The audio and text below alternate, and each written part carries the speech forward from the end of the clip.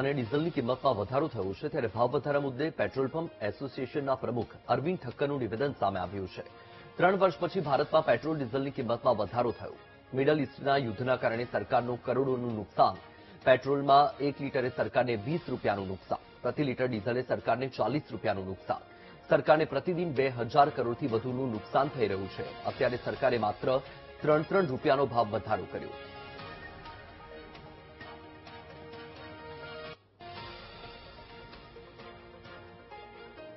₹2000 કરોડ કે 2500 કરોડનું નુકસાન પેટ્રોલ, ડીઝલ અને એલપીજી ગેસ માટે રોજનું સહન કર્યું છે. પરંતુ હવે આરબીઆઈ અથવા જે મોટી મોટી સંસ્થાઓએ વિનંતી કરી કે હવે આ ભાવ વધારો જે છે, આજે અત્યારે નુકસાન જાય છે, એ જો ભાવ વધારો નહીં કરીએ તો આપણા ભારત દેશને મોટું નુકસાન જશે. માટે આજે 15મી તારીખથી અમલમાં આવે એ રીતે પેટ્રોલ અને ડીઝલ બંનેમાં લગભગ ₹3 નો વધારો કરવામાં આવ્યો છે, જે આખા ભારત દેશમાં લાગુ પડે છે. આવનારા દિવસોમાં અત્યારે ડીઝલમાં 1 લીટરે ભારત સરકારને 40 રૂપિયાનું નુકસાન છે. 1 લીટરે 40 રૂપિયાનું નુકસાન. હવે એમાં ફક્ત 3 રૂપિયાનો વધારો કર્યો છે, એટલે હજી 37 રૂપિયાનું નુકસાન છે.